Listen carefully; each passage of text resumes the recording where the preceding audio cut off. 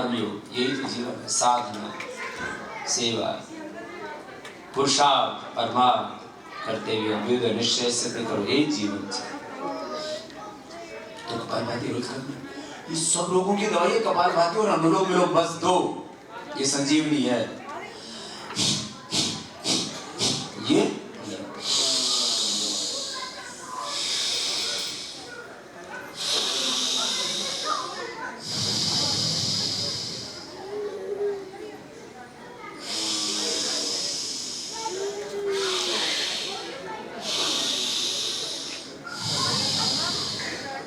अद्भुत है। फिर थोड़ा ग्राम भी कर लो।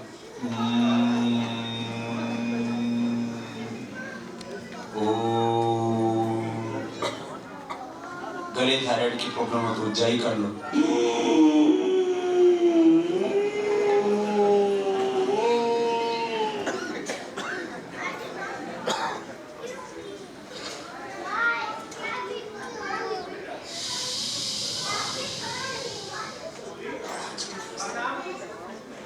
बोलते हैं उज्जाई। क्या बोलते हैं? थायराइड की problem, thyroid cure, BP cure, asthma cure, arthritis cure. Diabetes के पेशेंट नॉन डायबिटिक हो जाते हैं। और थोड़ा सा आहार पे चेंज कर लो। शुगर की बीमारी है तो खीरा, करेला, टमाटर का जूस पियो। हार्ट, ब्लड प्रेशर, कोलेस्ट्रॉल की प्रॉब्लम है तो दूधी का जूस पियो। औषधियों में बीपी बहुत ज्यादा है तो मुक्तावटी, शुगर है तो मधुनाशी, और गड़ो तो बहुत सारी वस्तु। गड़ो थी वजन उतरे, गड़ो थी शुगर साરું થાય, ગળો થી સ્વાઇન ફ્લૂ, ડેન્ગ્યુ, ચિકનગુનિયા સારું થાય। ગળો આપણે ગુજરાતીમાં ગળો કહીએ ને, લીમડાની ગળો, ગિલોય। ये तो इतनी अच्छी इम्यूनिटी उससे बढ़ जाती है। तुलसी के पत्ते खा लो 5 और रोज गिलोय का सेवन कर लो। तुम्हारी इम्यूनिटी इतनी स्ट्रॉन्ग होगी कि जिंदगी में बड़ी बीमारी तो छोड़ो, तुम्हें बुखार भी नहीं होगा। एक बार ताव पड़ना ही, इतनी जबरदस्त चीज है। मैं तो गिलोय का इतना ज्यादा प्रचार करता हूँ। गिलोय, गड़ो, तिपतिका, गुड़बेल, अमृतवल्ली, सब पूरा हिंदुस्तान की सब भाषाओं में। 5 मिनट ऐसे पीछे से रगड़ो तो इससे बाल झड़ना बंद हो जाता है। पीछे से रगड़ना नेल्स को 5 मिनट से ज्यादा नहीं रगड़ना, कभी नामोनी खत्म कर डाले। 50 साल से पहले आपके बाल सफेद नहीं होंगे, 50 साल के बाद थोड़े हो जाए तो अच्छे लगते हैं। और अभी रिसर्च ये बताते हैं कि 50 साल तक लोगों के करीब 50% बाल सफेद हो जाते हैं और 50% झड़ जाते हैं। ये इसको रोक देता है, रोकथाम है। ऐसे दबाना, फिर पहली दूसरी उंगली के नीचे यहाँ से दबाना, इससे आंख अच्छी हो जाती है। पहली दूसरी उंगली के नीचे, ये ऊर्जा के केंद्र, शक्ति के केंद्र, इसको एक्यूप्रेशर, मर्म चिकित्सा, नाड़ी चिकित्सा बोलते हैं। पहली दूसरी उंगली के नीचे, फिर इसके आगे ये फेफड़े के लिए, लास्ट में कान के लिए, और उसके नीचे ये हार्ट के लिए, उसके नीचे ये शुगर के लिए, फिर हथेली के बीच में किडनी के लिए, फिर ये थायराइड के लिए। कपालभाति करो, उज्जाई, बस थोड़ा सिंहासन कर लो, वो कराते हैं ना योग में से। फिर सब वीडियो आदि देख लिया करो, या तो आस्था टीवी देख लिया करो, और नहीं तो यूट्यूब पर देख लिया करो। सब मुफ्त का काम है।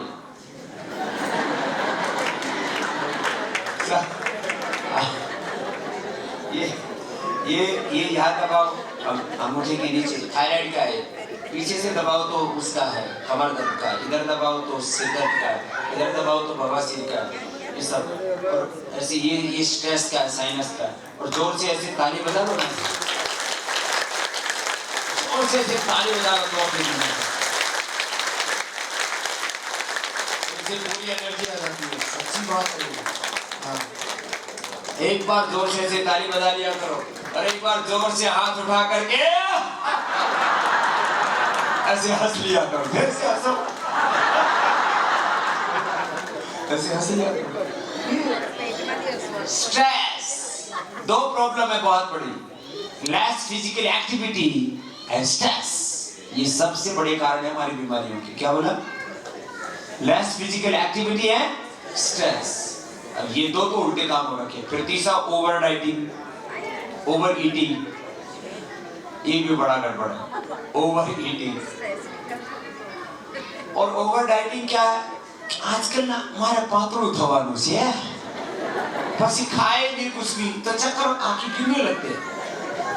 खाओ, बैलेंस डाइट लो, वेजिटेबल्स लो, ग्रेन्स कम कर दो और प्राणायाम करो और थोड़ी एक्सरसाइज करो।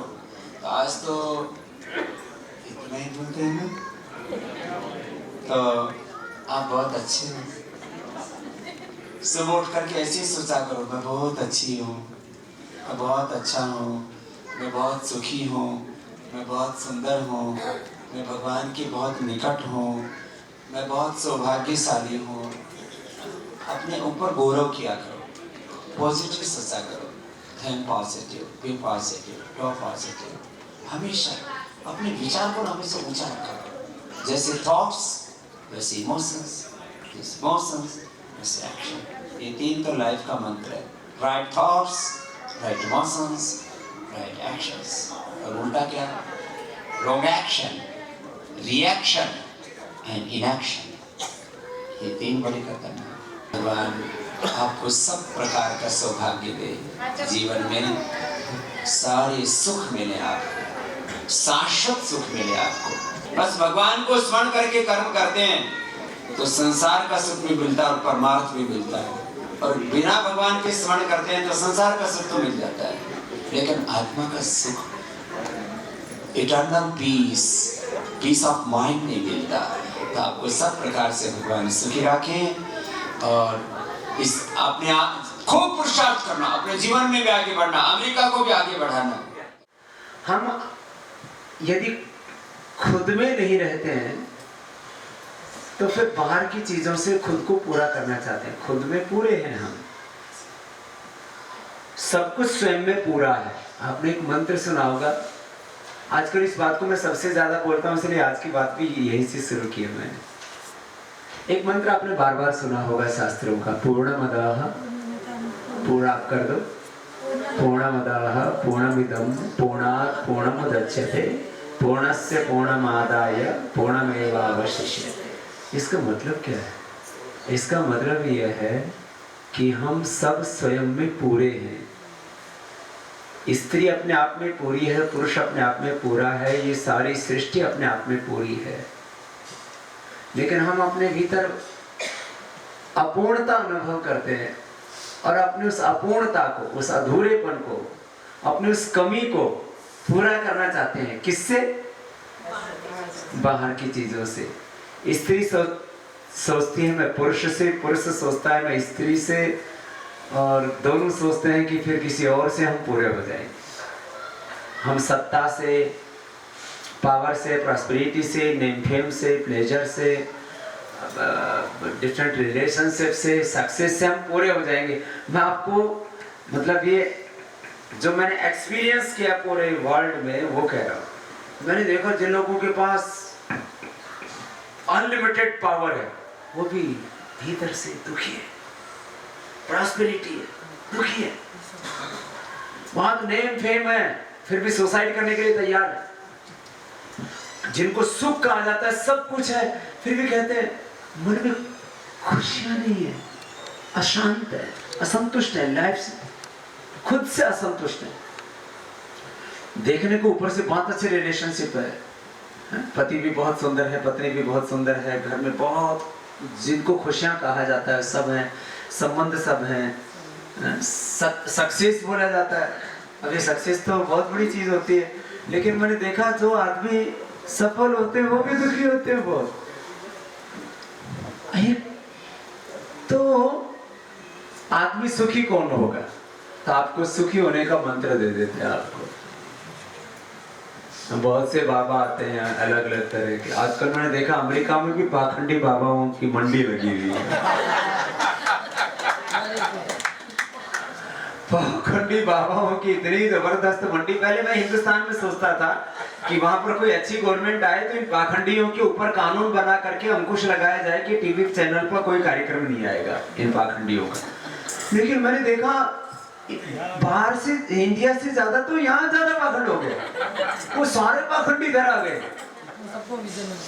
और कोई शनि, कोई राहु, कोई केतु, कोई भूत, कोई प्रेत, कोई डंडा, कोई डोरा, कोई ताबीज, कोई यंत्र, कोई षड्यंत्र बहुत चल रहा है। ऐसे कोई बाबा जी आते हैं, माला निकाल देते, कोई बाबा जी आते हैं तो फिर कोई यंत्र मिल जाते हैं, पता नहीं कौन सा, कोई श्री यंत्र फिर कोई लक्ष्मी यंत्र, पता नहीं कोई अलग अलग, सब ऐसी दुकानदारी। हम स्वयं में पूरे हैं, इस एक्सपीरियंस के साथ लाइफ को जीना है और सब स्वयं में पूरे हैं, तो फिर हम सब निमित्त मात्र हो करके भगवान के यंत्र बन करके काम कर रहे हैं, बस अपने कर्तव्य का निर्वहन कर रहे हैं, बस और कुछ नहीं। इस भाव से यदि जीवन को जिया जाए तो आप सदा सुखी रह सकते हैं। ये सुखी होने का मंत्र ये है, बाकी कोई तंत्र मंत्र यंत्र षड्यंत्र आपको सुखी नहीं कर सकता। और ये सारी चीजें जो हमें जिसके लिए हम जिंदगी में दौड़ लगाते हैं, और अंतिम चीज सक्सेस बोला जाता है किसी भी फील्ड में, चाहे वो पॉलिटिक्स है, चाहे बिजनेस है, चाहे सोशल लाइफ है, चाहे वो फैमिली है, कहीं पर भी सक्सेस बोला जाता है। Success is by product. जो कुछ हम जिसके लिए, चाहे वो मैटेरियलिस्टिक वर्ल्ड है, चाहे वो स्पिरिचुअल चाहे फिलॉसफी है, ये सारी चीजें बाय प्रोडक्ट है। आप यहां रहें इस स्टेज में कि मैं स्वयं में पूरा हूं, और मैं इसी स्टेज ऑफ माइंड में, मैं इसी माइंडसेट के साथ, इसी ये मैंने अपना एक स्टेटस बनाया हुआ है, इससे मैं नीचे नहीं आता। जैसे आप लोग अपना स्टेटस सिंबल बना लेते हैं कि भाई इससे नीचे मैं नहीं रहना, भाई इससे कम पैसे की घड़ी नहीं पहननी, इससे कम पैसे की साड़ी नहीं पहननी, इससे कम पैसे की गाड़ी में नहीं चलना। ऐसे ऐसे बहुत सारे हम अपने को बना लेते हैं। तो हमने ये अपना एक माइंडसेट बनाया हुआ है, एक अपना स्टेटस मेंटेन किया हुआ है कि हमें अपने आत्म चेतना से नीचे नहीं आना।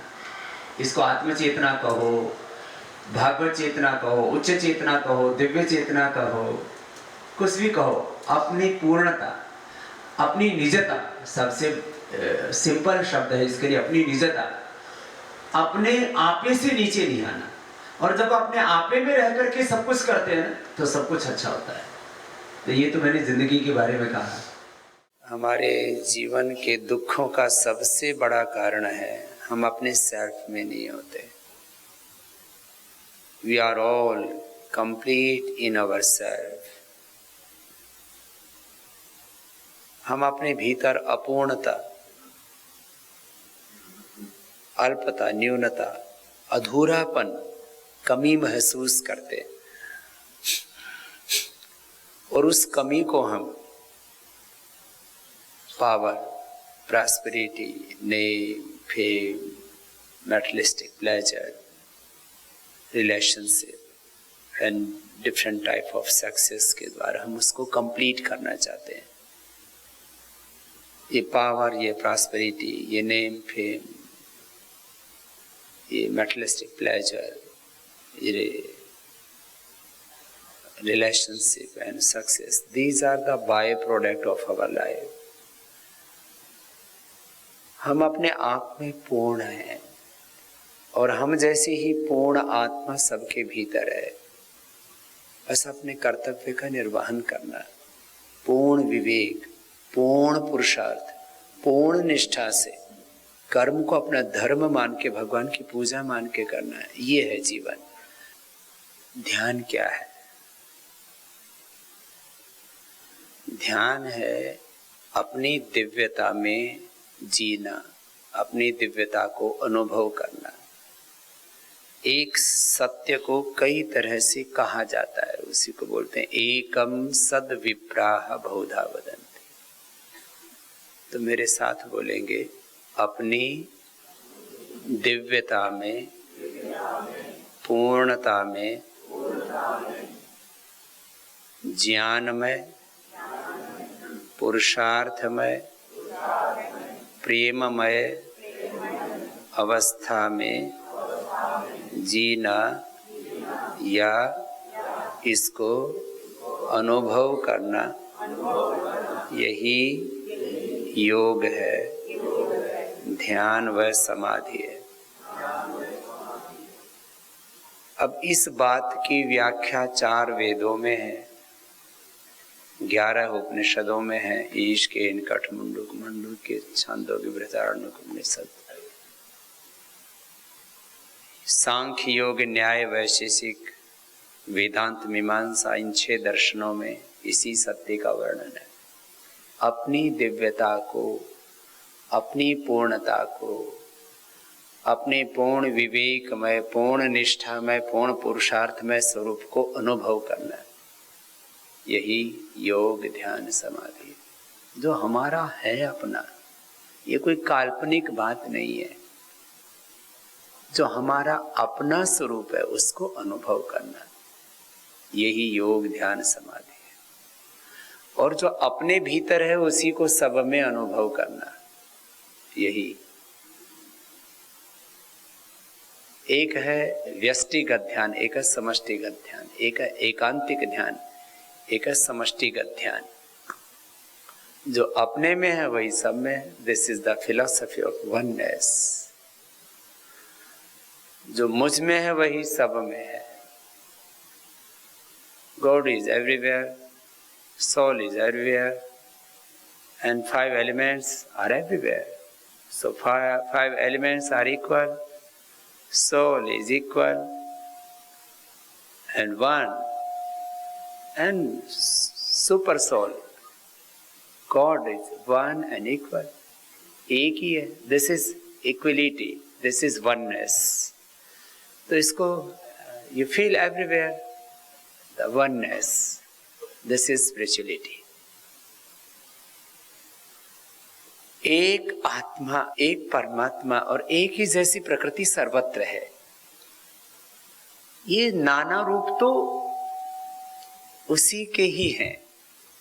मृत्योः स मृत्युम आपनोति नाना एव पश्यति, एकत्वम अनुपश्यत, यस्तु सर्वाणि भूतानि आत्मा एव भूत विजानत तत्र को मोह का शोक एकत्वम अनुपश्यत। This is oneness, and oneness is coexistence. Coexistence and oneness, these are not two things. Oneness and coexistence, this is equal. And oneness, coexistence and brotherhood, this is, एक ही बात को 3 तरह से कहा जा रहा है। oneness, coexistence and brotherhood।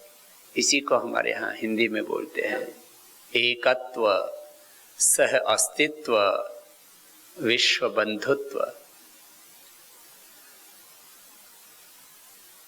और मैं इसको एक्सपीरियंस करता हूँ, आप भी एक्सपीरियंस कीजिए। और सभी ऐसा एक्सपीरियंस करें तो वर्ल्ड में कोई प्रॉब्लम ही नहीं रहेगा। आपका हमारी विश्वविद्यालय में बहुत बहुत स्वागत है और बहुत खुशी है कि आप यहाँ आए, आपके चरण कमल यहाँ पड़े, हमारा विश्वविद्यालय पवित्र हो गया है। सोचिए, तो हमें बहुत खुशी है इस बात की।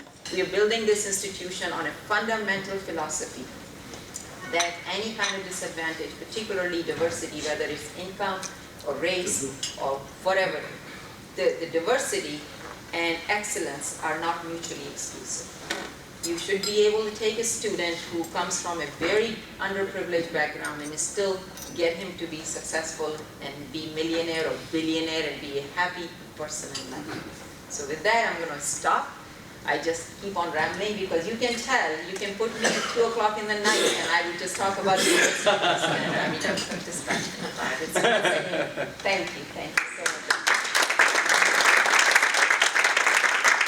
आज का हमारा आने का तात्पर्य था, we will establish a world class university in India. So we was thinking about this, what we can do there. तो हमने इसलिए यहाँ विजिट किया कि एक ह्यूस्टन जैसी यूनिवर्सिटी हम इंडिया में भी बनाना चाहते हैं और इसमें आपका हेल्प चाहते हैं। पर हमने करीब 1,500 एकड़ लैंड ले लिया है। हमारा विचार है कि उसमें हम करीब 20-25 हज़ार करोड़ रुपए खर्च करें। और उसके पीछे हमारा अभिप्राय ये है कि अभी इंडिया में कोई ऐसा यूनिवर्सिटी नहीं है जो वर्ल्ड की 100 यूनिवर्सिटी में आता हो। तो हम ऐसे हमारा एम्बिशन तो बहुत बड़ा है कि हम वर्ल्ड का सबसे टॉप यूनिवर्सिटी बनाए, लेकिन टॉप 100 में तो हम आ जाए कम से कम, ऐसा तो बनाना चाहते हैं। और इसमें हम 3 चीज़ों पर फोकस करना चाहते हैं। एक हेल्थ, दूसरा बिजनेस, और तीसरा एजुकेशन फील्ड में हम अच्छे टीचर्स, अच्छे प्रोफेसर्स, अच्छे लेक्चरर्स, इन 3 फील्ड में हम एजुकेशन अपने आप में इंडिया के लिए बहुत बड़ा बिजनेस भी है और बहुत बड़ा वहाँ का चैलेंज भी है, और वहाँ की बहुत बड़ी आवश्यकता है। वहाँ पर बहुत अच्छे लेक्चरर्स नहीं है, बहुत अच्छे टीचर्स नहीं है, प्रोफेसर्स नहीं है, बहुत अच्छे एजुकेशन कैंपस नहीं है, और वो भी हमारा बनाना दूसरा मकसद है। उसके लिए हम करीब एक हमारे डिस्ट्रिक्ट में करीब 500 हम बड़े एजुकेशन इंस्टीट्यूट्स बनाना चाहते हैं। इसलिए एजुकेशन भी हमारा वहाँ एक बहुत बड़ा फील्ड है, जो आगे कम से कम 50 वर्ष और बहुत बड़ी उसकी आवश्यकता है। और मैं कम से कम 50 साल और जीने वाला हूँ। मैंने 50 साल का एक मास्टर प्लान बनाया है। You was talking about Patanjali products और पतंजलि हर्बल मेडिसिन्स, तो हमने ये तय किया है, ये कमिटमेंट किया है कि पतंजलि का जो हमारा बहुत बड़ा ब्रांड है, आगे बहुत बड़ा होने वाला है, उसका 100% प्रॉफिट चैरिटी के लिए होगा, और उसमें 80% कम से कम एजुकेशन के लिए होगा। हेल्थ में हम अभी तो योग, आयुर्वेद, जो नेचुरल चीज़ें हैं, नेचुरोपैथी है, उसके ऊपर ही काम करने की सोच रहे हैं। अभी रिसेंटली मैंने सोचा, अभी कुछ करीब एक दिन मैं ऐसे एम्स के सामने से गुजर रहा था, तो अभी तक मैंने नहीं सोचा था, अभी मैं सोचता हूँ कि योग, आयुर्वेद, नेचुरोपैथी और जो हमारी ट्रेडिशनल ट्रीटमेंट सिस्टम है, उसके साथ इंडिया में हमको मॉडर्न मेडिकल सिस्टम में भी कुछ गरीबों का हेल्प करने के लिए एक सुपर स्पेशलिटी हॉस्पिटल बनाना चाहिए। गरीब लोग बहुत धक्के खाते हैं इंडिया, तो हम पुराने को साथ में नया को भी, मॉडर्न सिस्टम को भी जोड़ना चाहते हैं, जिससे कि लोगों की ज़्यादा मदद हो। हेल्थ सिस्टम में हम चाहते हैं कि हम एम्स से भी बड़ा, वहाँ एम्स से मतलब गवर्नमेंट का सबसे बड़ा हॉस्पिटल है, यू नो, राइट। तो all India institute is the biggest hospital दैनिकान है, यू हैव ऑनली, और एक एम्स जैसा हॉस्पिटल बनाएं जहाँ पर कोई पॉलिटिकल इंटरफेरेंस ना हो और गरीब लोगों को रियली हम सेवा कर सकें।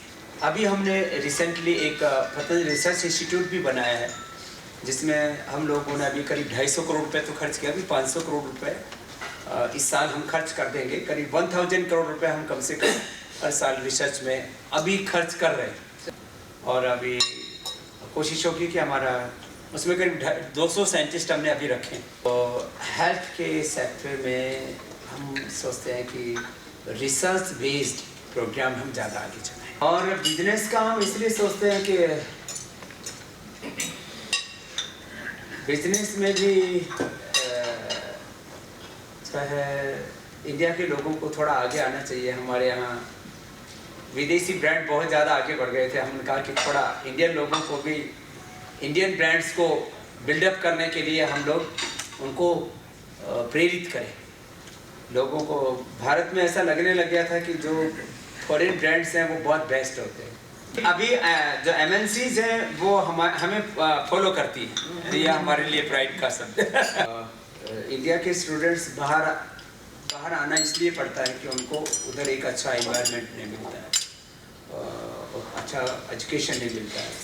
तो हम कोशिश ये करेंगे कि एक जैसे आप लोग यहाँ एक अच्छा एनवायरनमेंट देते हैं, अच्छा एजुकेशन देते हैं, जैसे new knowledge, new technology, new science, new skills, तो न्यू वर्ल्ड के साथ कनेक्टिविटी, तो वो हम चाहते हैं कि हम वहाँ पर ज़्यादा करें। हम लोग सभी लोगों के लिए तो फ्री योग कैंप्स एंड फ्री योग क्लासेस ऑल ओवर वर्ल्ड अभी भी चला रहे हैं, लेकिन अभी हम सोच रहे हैं कि पतंजलि योगा स्टूडियो, जिसमें हॉलिस्टिक अप्रोच हेल्थ के लिए और जो रियल योग है, जो ऑथेंटिक योग है, उसको हम लोगों को सिखा सकें। नॉट ओनली postures और फिजिकल एक्सरसाइज, मैंने उसमें हम breathing exercise, breathing techniques, meditation, योग इन प्रैक्टिस एंड योग इन एक्शन, हम दोनों चीज़ों को लोगों को अच्छे से टीच भी कर सके और उनको अच्छी प्रैक्टिस भी दे सके। तो हो सकता है कि फ्यूचर में हम लोग कुछ पूरे वर्ल्ड वाइड कुछ योगा स्टूडियो भी बना सकते हैं। तो इस तरह की चीज़ें, माने योग, माने हेल्थ एक बहुत बड़ा बिजनेस ऑलरेडी है, उसमें योग के लिए बहुत बड़ा स्पेस होने वाला है। तो उसमें आप लोग भी यहाँ को स्टार्ट कर सकते हैं, हम तो करना ही चाहते हैं। एंड उसको हम एक बिजनेस ट्रेनिंग की तरह भी यहाँ पर शुरू कर सकते हैं। और उसको जैसे हमारे डिफरेंट यहाँ खेल है, तो खेल में भी हमें 3 चीज़ों की ज़रूरत पड़ती है। एक फिजिकल स्ट्रेंथ, दूसरा कंसंट्रेशन, और उसी के साथ कॉन्फिडेंस, आत्मविश्वास। तो योग से ये तीनों चीज़ें बढ़ती। आप अपने खेलों के साथ में इसको शुरू कर सकते हैं, यहाँ पर भी थोड़ा इसको और ज़्यादा इंटीग्रेटेड योगा फॉर स्पोर्ट्स में मैं आपकी हेल्प कर सकता हूँ। Now our university in Himalayas, Haridwar in Uttarakhand, Where? and now we will establish a new university in near to Delhi. Okay.